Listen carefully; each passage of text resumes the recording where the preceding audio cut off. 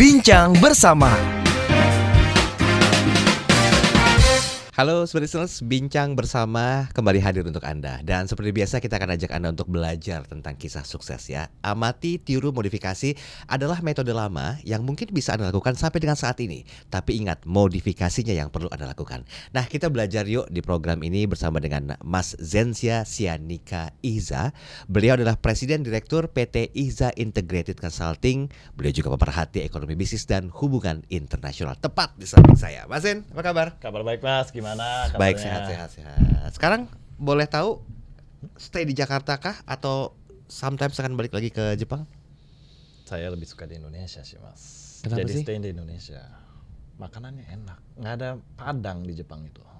Oh iya. Ya ada Mas. Tapi kan ada pebisnis Indonesia juga yang bisnis kuliner di sana. Ada, tapi Padangnya masa satu piring hampir 1 juta Mas.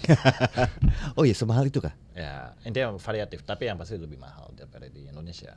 Oke, berarti walaupun Mas Zen ini aslinya kecil di Jepang, tetap merindukan Indonesia. Ya, Alasannya selain hati dan jiwanya di Indonesia apa kira-kira? simpelnya memang self value saya itu, value saya sendiri kalau dihitung-hitung lebih tinggi di Indonesia. Kalau kita pergi ke Jepang, saya menjadi one of them.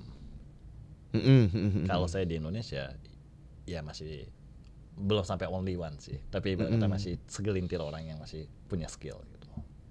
Oke, kita tutup dulu itu ya. Boleh. Karena di beberapa edisi yang lalu kita sempat disinggung tipis-tipis nih tentang keberadaan masa kecilnya Mas Zen di Jepang. Bahkan ketika TK tuh udah masukin langsung ke sekolah lokal di sana. Nah, di podcast kali ini kita akan spesifik bahas tentang sisi kehidupan dirimu, Mas. Oh, boleh. Kecilnya tuh kayak gimana sih? Boleh ceritain nggak? Kecilnya sebenarnya entah Mas percaya atau enggak. Percaya kok. Belum ceritain. Sabar Mas. Oke. Jadi saya tuh dulu introvert. Oh iya. Saya anak perpustakaan dulu ya. Oh, oke. Bahkan sampai detik ini juga kalau saya dikasih buku atau iPad, udah taruh aja di kamar. Yang penting ada makanan. Udah nggak bakal keluar kamar 3 hari. Masih sanggup. Jadi masa kecil saya tuh memang lebih cenderung, memang ada pengalaman ya di sana itu kan belum bisa komunikasinya Mas awal-awal. Jadi saya lebih cenderung ya mengurung diri dan belajar istilahnya kayak gitu. Supaya ini bisa keluar gitu nantinya. Jadi ibarat kata ya kalau dibilang dulu saya introvert dan doyan baca buku, itulah masa kecil saya. Oke, mulai sadar introvert dan doyan baca buku kan setelah dewasa. Tapi dialaminya tuh usia berapa? SD kah, SMP kah? Saya ngalaminnya justru di SD Mas. Oh, oke. Sebenarnya pada masa itu bahasa introvert aja belum ada Mas. Iya, betul. Dia gedenya baru sadar introvert. Iya, makanya saya bilang begitu kan. Sadarnya itu pas dewasa kan. Betul. Berarti kecil udah melakukan hal itu ya? Iya, jadi saya memang punya kecenderungan kalau memang suka sama sesuatu itu saya lanjutin terus, tekun gitu. Jadi nggak bisa selingkuh Mas. Kalau udah suka udah. Gitu. Iya. Emang betul. Kalau cinta udah ada tuh logika nggak berbicara ya. Betul sekali. Make sense gak? Betul. Setuju ya. Salam Betul. dulu dong. Iya. Suka nih langsung kayak gini nih. Enak bocor-bocor halus. Jangan banyak Mas. Tapi orang tua tahu nggak seorang Zen kecil itu ya dia tuh orang yang introvert seperti yang Mas Zen katakan tadi kan, saya baru sadar setelah dewasa ada istilah introvert ya. Betul. Nah, dengan keadaan Mas Zen suka baca, orang tua tuh gimana ngelihatnya?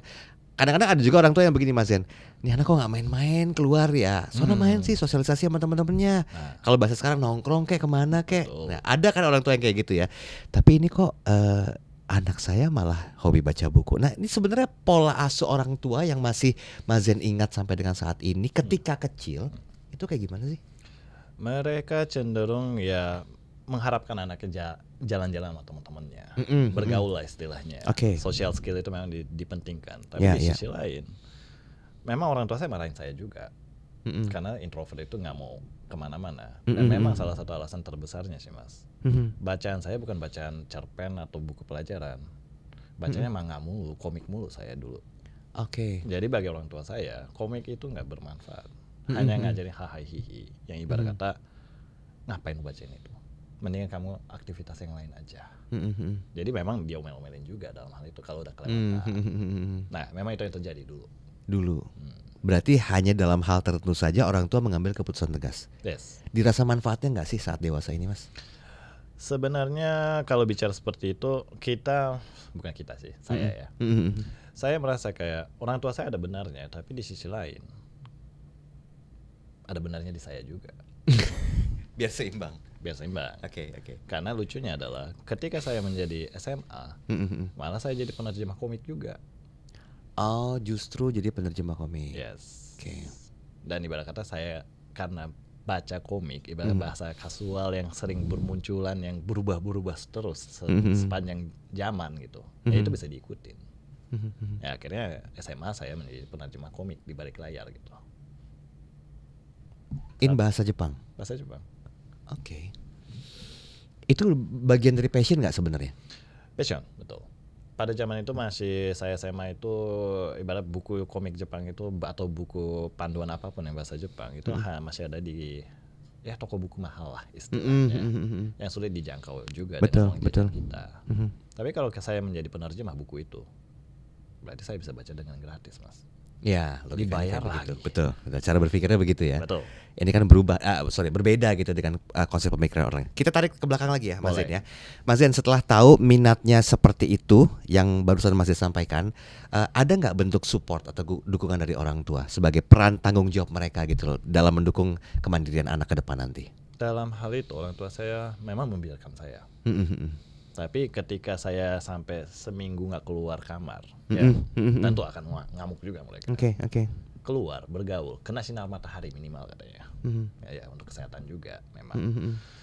Nah di sisi lain mereka juga ya sangat dalam hal itu mereka fasilitasi saya juga. Ya pada zaman itu mungkin kita zaman internet pakai kabel telepon, Mas. Oh iya, betul.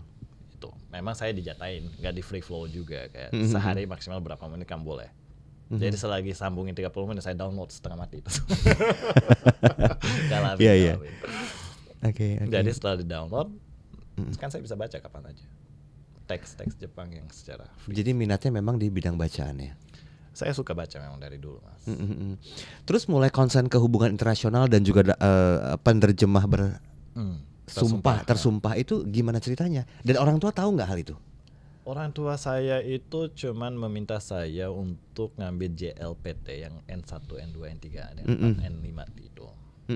Ketika itu kami menjelang mau pulang dari Jepang ke Indonesia. Jadi saya dihasankan untuk ngambil itu. Nah di sisi lain, setelah saya sudah bekerja di Indonesia ini kan ya ternyata jumlahnya sedikit, Mas, penerjemah tersumpah itu. Ya ibarat kata lebih baik kita punya sebuah sertifikasi. Dalam rangka itu orang tua saya mendorong, mending kamu ambil kalau memang kamu sanggup. Oke. Cuman ketika saya ikut ujian itu pun itu udah hampir 20 sekian tahun, ya 15 tahun deh saya udah di Indonesia, saya disuruh ikut ujian itu. Ya di mana saya juga kan ini bisa nggak ya gitu. Ya coba-coba aja, ternyata ya masih lolos gitu. Nah lucunya adalah untuk penerjemah tersumpah bahasa Indonesia Jepang pada masa itu masih zamannya SK Gubernur. Sekarang SK Kemenkumham. Tahun berapa? Itu 2002 ya? 2015 itu. Jadi 2015 saya lolos di Pergub SK Gubernur ini. Pada saat itu akhirnya ternyata saya baru tahu juga belakangan. Saya lulusan termuda dalam sejarah penerjemah tersumpah bahasa Indonesia Jepang. Kayak gitu sih. Sebenarnya ya kembali lagi ketika pada masa muda itu saya nggak kebayang juga kalau saya itu berada di posisi seperti sekarang. Saat itu saya hanya berpikir ya mungkin rezeki saya jadi penerjemah. Ya sekarang saya lengkapin aja dulu deh apa yang bisa naikin value saya sebagai penerjemah. Pencarian di situ sebenarnya. Baik. Mas Zen, sorry saya harus menanyakan ini. Anda pernah nggak merasa terpuruk secara mental? Ada, Mas. Simpan dulu pertanyaan itu. Dan apa yang orang tua lakukan saat itu? Orang tua saya cenderung memberikan saya waktu dan ruang. Dalam hal ini, ibarat kata lagi menggebu-gebu, percuma juga. Orang tua ikut campur. Dibiarkan 1-2 hari, 3 hari, udah 4 hari, malah mereka ngetok, kamu ada apa? Cerita. Ya karena amukannya udah selesai, marah-marah itu atau nangis-nangis itu capek, Mas, pakai energi juga kita. Betul. Nah ketika kita lemas baru mereka datang. Orang tua saya itu cenderung seperti itu. Dan Mas Zen lebih nyaman diperlakukan seperti itu oleh orang tua? Ya ketimbang melihat, kan ada orang tua yang ketika ngeliat anaknya berubah nggak ceria seperti biasa, terus tiba-tiba ini anakku kenapa ya, langsung tanya, ekspresif begitu. Kan ada juga yang begitu. Tapi ternyata Mas Zen lebih nyaman dengan hal yang dibiarkan terlebih dahulu, biar rilis, baru orang tua masuk untuk campur tangan. Iya Mas, kebetulan saya memang keras kepala juga orangnya. Jadi ada self confidence. Di situ ibarat merasa saya bisa selesaikan segala sesuatu, tapi ternyata nggak bisa, makanya nangis-nangis, ngamuk-ngamuk. Dan orang tua akhirnya tahu masalah itu. Ya mereka tahu pun ya akhirnya mereka nggak ngasih solusi, saran gitu kan. Karena menurut mereka itu adalah sesuatu yang udah mereka alamin di masa lalu dan sekarang baru saya alamin. Ya akhirnya keluarlah wajengan-wajengannya. Masih ingat nggak bentuk komunikasi seperti apa yang orang tua sampaikan ke Mas Zen sehingga Mas Zen bisa balik ke arah normal lagi? Karena buat saya sih itu tanggung jawab orang tua ya secara moral dan juga disiplinnya. Oke, saya masih ingat bukan pepatah sih, nasihat mereka ini simple Mas sebenarnya. Kamu boleh stres, kamu boleh mikirin, tapi kamu harus sadari masalah yang kamu pikirin ini dengan kamu mikirnya selesai atau enggak. Kalau masalah yang kamu pikirin pun nggak bisa selesai, ngapain kamu pikirin? Mendingan kamu lanjutin hidup kamu. Wow, jelek banget ya. Ya itu pada masa itu mungkin zaman saya putus cinta kali di masa itu ya. Oke. Atau secara karir pun mungkin ya. Wajangan itu yang selalu keluar. Saya nggak tahu apakah kalau putus cinta kebanyakan kayak gitu. Tapi emang mostly kayak begitu kali ya, Mas Zen ya. Baik. Mas, itu jadi titik balik kehidupan Anda nggak sih secara profesional juga karir saat itu? Ya. Karena kan biasanya jujur ya, cinta itu kan kadang-kadang mendukung dan juga bisa menghancurkan. Betul. Nah, di mana posisi Mas Zen saat itu sebagai titik balik untuk menuju ke kesuksesan kah setelah orang tua terlibat langsung? Karena ini ada dua skenario nih. Kenapa saya tanyakan ini? Karena orang tua juga perlu tahu bagaimana anaknya dan tugasnya mensupport. Di sisi lain, kalau anaknya udah disupport nggak mau berubah juga, itu kan berarti kan anaknya yang emang batu ya istilahnya kayak gitu, sehingga dia akan menikmati dunia itu sendiri. Posisi Anda saat itu? Saya cukup batu, Mas. Cukup batu juga. Tapi ya udah kebentur dengan hal yang sama. Akhirnya sadar. Jadi orang tua saya punya prinsip dinasehatin, tapi kalau mereka nggak mau dengar, ya udah biarin aja kepala kebentur. Biar ngerasain sendiri. Iya, udah rasain, udah baru mereka kembali lagi. Udah ya. Ya, memang itu cara yang jitu kali ya untuk ngadepin orang-orang yang keras kepala kayak saya di masa lalu. Oke. Sorry, Anda berapa saudara, Mas Zen? Saya 2 saudara. Nomor 1? Saya cowok pertama, anak kedua. Oh, cowok pertama, anak kedua. Betul. Nah, kakak juga sama, keras kepala juga? Oh, sekeluarga Mas kalau itu. Oh my god. Jadi sebetulnya kalau ada masalah udah saling tahu dong ya? Ya, kami udah paham. Udah saling tahu dan nggak usah perlu dinasehatin. Mau lihat DNA saya nggak pakai mikroskop Mas. Ada tulisan batu. Sulit nggak sih untuk sadar setelah tahu gitu ya, dalam artinya begini, ketika kita sadar malam-malam suka kemenung, iya kenapa gue jadi batu kayak gini ya? Nah, ada. Pernah nggak begitu? Ada Mas. Dan ada cara nggak Mas Zen sendiri untuk bisa merubah itu, walaupun itu takes time banget, butuh waktu yang lama. Oke, sekarang kembali lagi, batu itu untuk ada pro dan kontra sebenarnya. Itu bisa diartikan juga orang yang punya pendirian. Betul. Oke. Cuma masalah pendirian ini bermanfaat atau enggak? Ini kan titik 2 caranya kan. Betul. Nah sekarang kalau memang orang-orang yang mau menjadi peneliti yang ibarat kata ya introvert di dalam laboratorium, mendingan batu aja. Karena mereka kan tekun, nggak mau merubah prinsipnya. Oke. Keep going, digging in gitu. Ya akhirnya mereka akan menemukan sesuatu lah, pasti ada. Nah sekarang kalau batu, tapi harus hidup bersosial, bingung juga Mas. Ini menarik loh. Pesan moral yang ingin Anda sampaikan apa Mas Zen dari statement terakhir tadi? Sekarang pertanyaannya adalah segala sesuatu 2 sisi, pro dan cons, termasuk batu juga. Sekarang kita hanya perlu memikirkan kita mau menuju kemana. Ya kalau memang itu prinsip itu bisa bermanfaat ya keep it going gitu. Batu juga apa-apa. Iya. Karena itu bisa menjadi kalau semua orang lunak kepalanya Mas, dunia muter nggak? Iya, setuju. Penerapan istilah kepala batu tadi dalam sisi profesional dan juga karir berlaku nggak buat seorang Mas Zen? Berlaku. Tapi kalau profesi saya enggak ya. Oh profesi nggak bisa ya? Kalau kan profesi diawasi undang-undang ya. Diawasi undang-undang. Dan di sisi lain saya harus memang terjemahin apa yang diucapkan sama orang. Betul. Jadi itu nggak mungkin saya berdasarkan persepsi saya belokin. Ya. Jadi batunya digunakan untuk hobi aja mas. Hobinya apa sih ngomong-ngomong? Olahraga, baca buku, segala macam. Saya memang baca buku sampai detik ini, kayak setiap tahun saya habiskan buku 300 sampai 400 buku setahun. Oh iya. Modal sambil udah mau tidur baru baca. Oh, kalau zaman sekarang kan kebanyakan sleep call ya. Oh. Ini enggak baca buku gitu ya maksudnya. Betul. Oke. Ini akan Anda legasikan nggak sih sama putra-putri kelak? Maunya begitu mas.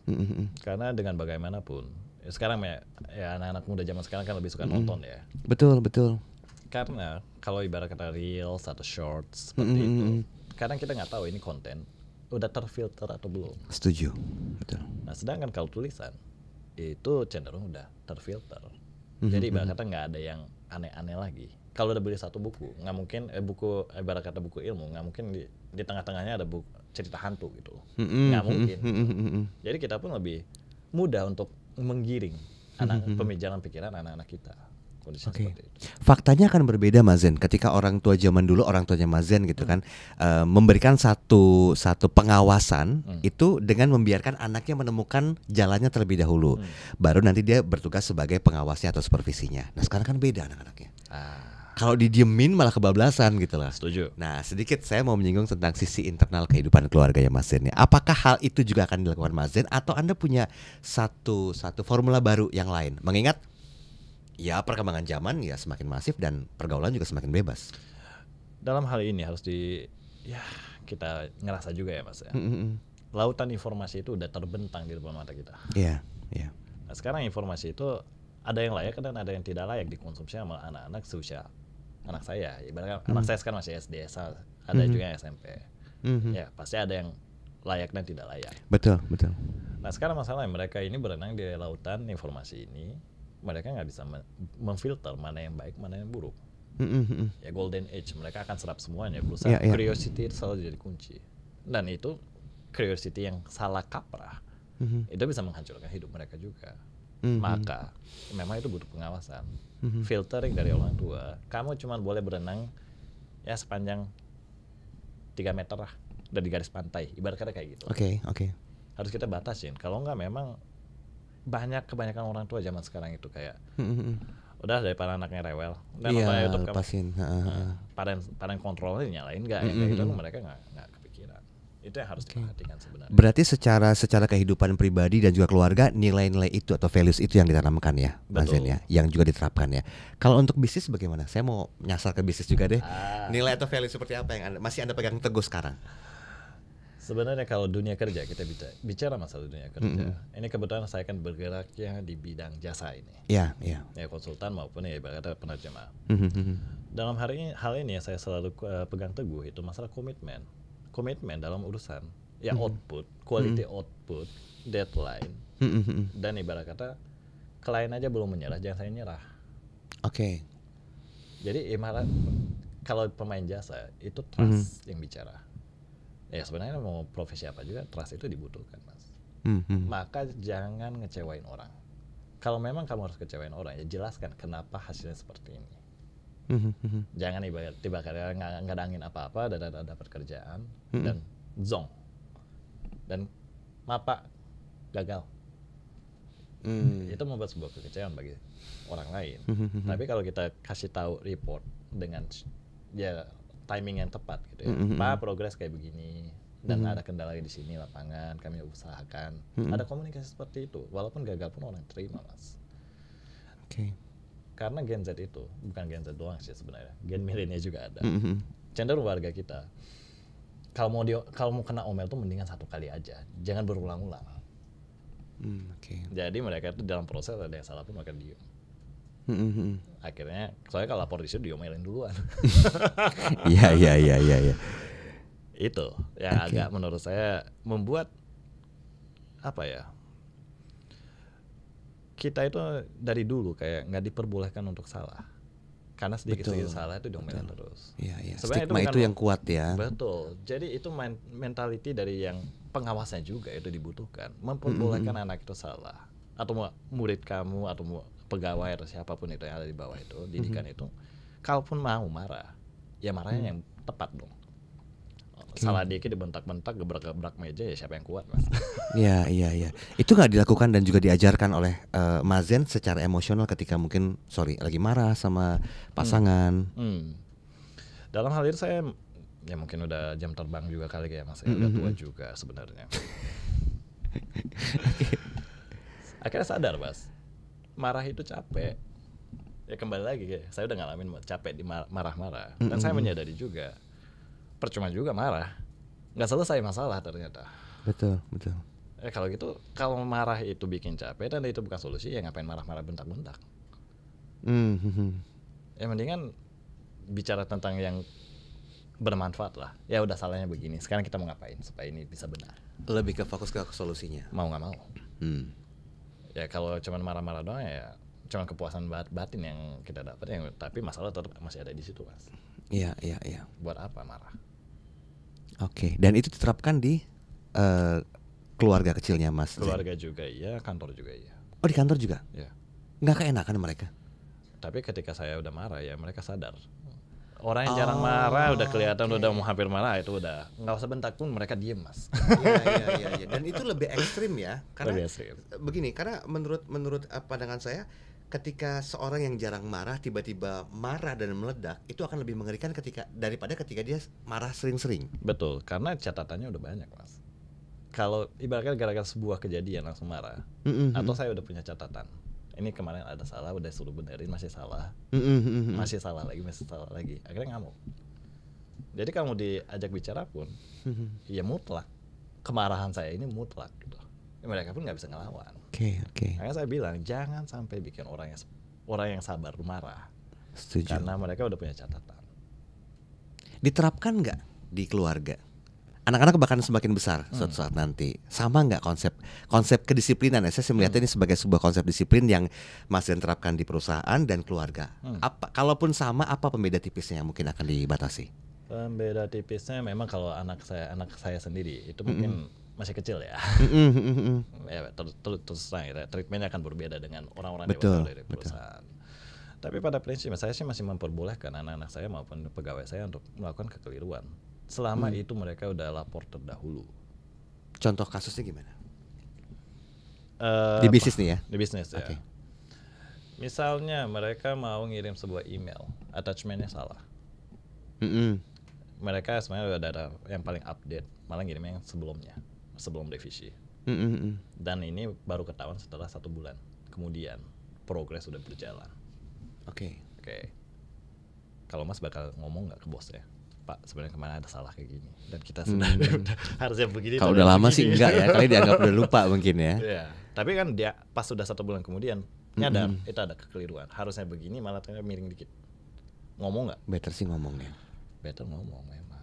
Iya. Nah itu yang harus, ya ibarat kata proses itu butuh. Dan nggak mungkin orang tuh nggak bikin salah. Justru anak-anak yang kecil yang lebih muda itu harus bikin salah menurut saya. Ini jangan disalahartikan ya. Jadi kalau seperti nonton ini jangan separuh-separuh gitu. Nanti bilang, wah kata narasumber smart harus bikin salah, enggak juga gitu. Makanya nontonnya harus penuh. Lanjut dulu. Jadi kalau bikin kesalahan di masa muda itu masih bisa diperbaiki, Mas. Ada kesempatan. Ibarat kata di umur kita SMP, SMA atau masih baru lulus, kita nanya tentang pekerjaan dan profesi ke orang yang lebih profesional dan yang lebih tua. Itu ya ibarat kata pertanyaannya salah pun masih dimaafin. Dari situ dulu gitu caranya. Nah sekarang kalau orang udah 40 sekian nanya tentang sebuah profesi, contoh aja ini ya, dan pertanyaannya masih salah, malu-maluin nggak? Iya dong. Ya tapi kalau mereka udah pernah salah di masa mudanya dengan pertanyaan yang sama, ya gedenya bakal salah. Iya, akan jadi pelajaran ya. Iya, itu yang harus diberikan kesempatan untuk salah menurut saya itu. Tapi ya bukan yang salah yang aneh-aneh juga. Iya, betul. Salah yang masih bisa ditolerir ya. Betul. Karena kekurang ngertian dari sebuah pemahaman. Mas, 5 tahun ke depan atau mungkin 10 tahun ke depan, apa ya legasi yang masih Anda pertahankan khususnya di bisnis dan juga di keluarga? Dalam hal ini kembali lagi saya masih berpegang teguh tentang komitmen. Nah, itu yang paling susah di tepatnya sebenarnya, Mas. Komitmen banyak jenisnya. Ya janji kecil terhadap anak mau kemana atau mereka janjian mau apa segala macam. Kalau kamu bisa ini ya kami kasih hadiah. Itu kan banyak komitmen. Di hubungan kerja pun ya komitmen itu ada. Sekarang kalau kita mau bekerja maupun berhubungan sosial, hubungan rumah tangga maupun apapun, itu kan kembali lagi trust. Trust itu dibangun melalui apa? Penumpukan komitmen. Oke. Ya. Ini kerjaan pun demikian. Jadi dulu ya, kalau sedikit saya singgung ya, saya ketika umur 27 tahun saya mengaku dirinya sebagai presiden direktur. Orang percaya nggak, Mas? Enggak sih. Ya itu ya. Iya. Itu yang saya lalui. Dan akhirnya mereka uji saya dengan kerjaan yang kecil dulu, makin lama kok sekarang jadi kayak gini kerjaan saya gitu. Hampir curhat juga gitu. Ya memang itu kan diuji dari yang kecil, makin lama komitmen, kali ini kamu bisa outputnya sesuai atau enggak, quality control benar atau enggak. Oke. Nah, taatilah komitmen, hargailah komitmen itu. Oke. So itu aja sebenarnya yang saya masih pegang teguh. Dengan bagaimanapun, kalau kita udah dicap ibarat kata orang yang nggak bisa nempatin janji, komitmen, orang yang jauh, Mas. Iya, betul. Sorry, saya agak masuk ke ranah pribadi ya. Oke. Mas Zen dengan istri begini juga nggak kira-kira? Penerapan komitmen, penerapan janji segala macamnya. Iya, Mas. Tetap mengajarkan juga. Betul. Kalau saya memang ya versi batunya tadi udah cerita juga ya. Saya udah bilang ke istri saya nggak mau ngerepotin. Oke. Pusingnya saya itu cukup di saya aja. Iya. Tapi kamu jangan bikin saya pusing juga di rumah. Tapi intinya apa yang saya pusingin itu kalau udah selesai baru saya ceritain. Oh, next time. Ya, next time. Percuma juga saya cerita. Ibarat kata bukan bidangnya juga. Iya. Tapi percayalah semua itu saya akan komit untuk menjaga keluarga. Ya komitmennya di situ kalau kita berkeluarga ya ngomongnya. Menjaga anak-anak. Sebaliknya, selagi saya lagi di luar, ya tolong jaga anak-anak di rumah. Urus rumahnya. Kalau mau jalan-jalan silakan, selama itu masih tugas utamanya jalan. Baik. Kayak gitu sih sebenarnya. Dan istri bisa menerima hal itu ya? Awalnya belum sih, Mas, tapi sekarang udah. Wah, ini panjang lagi nih kalau di spill nih. Boleh extend waktu nggak kira-kira? Karena setiap orang itu yang memang suaminya sibuk, istri yang mungkin punya usaha juga di rumah, tidak sesibuk suami, akan menuntut dalam tanda petik, kok nggak ada waktu sih buat kita jalan-jalan berdua. Pernah nggak sih ngomong kayak gitu? Oh, kalau itu dari zaman saya masih pacaran saya udah pernah ngomong. Salah nanya begitu. Berarti akan ada tuntutan positif terus ya? Bukan. Jangan pernah mempertanyakan pasangannya tentang masalah kamu lebih milih pekerjaan atau aku. Setuju. Itu dua pilihan yang nggak akan bisa ditemukan putusannya. Betul. Tapi saya udah tegasin dari awal. Saya milih kerjaan. Oke. Emang kamu masih mau kalau saya jadi gelandangan? Diam dong langsung. Ya itu jawabannya saya secara konstan dari dulu sampai sekarang. Ya akhirnya ya udah maklum. Oke. Walaupun butuh waktu juga ya. Pastilah, Mas. Namanya darah muda. Gue masih ada itu. Nggak usah dipotongnya ini ya. Oke Mas Zen, kita udah tinggal hitungan menit. Saya yakin banyak sekali hal yang perlu disampaikan karena terbatasnya waktu. Boleh nggak kita bikin ini simple dari pembelajaran kehidupan Mas Zen? Walaupun nanti masih panjang sekitar 10-20 tahun ke depan lagi atau bahkan mungkin lebih. Apa yang perlu disampaikan kepada smart listeners bahwa hidup itu sebenarnya bisa dinikmati kok. Bisa selaras antara jalanin bisnis, jalanin mid time kita sendiri, ngurusin keluarga, tapi berpedoman pada komitmen tadi. Nah, apa yang mau Mas sampaikan dalam bahasa Indonesia dan nanti saya minta dalam bahasa Jepang ya. Waduh. Thank you. Bahasa Indonesia dulu. Oke. Sebenarnya jangan melihat segala sesuatu dari satu sisi dan secara dangkal saja. Oke. Karena selalu koin itu dua sisi, Mas. Betul. Nah, sekarang pertanyaannya, koin itu mau kamu putar supaya dua sisi itu berputar terus, atau koinnya mau kamu taruh di meja, cuma satu sisi doang yang kamu lihat. Oke.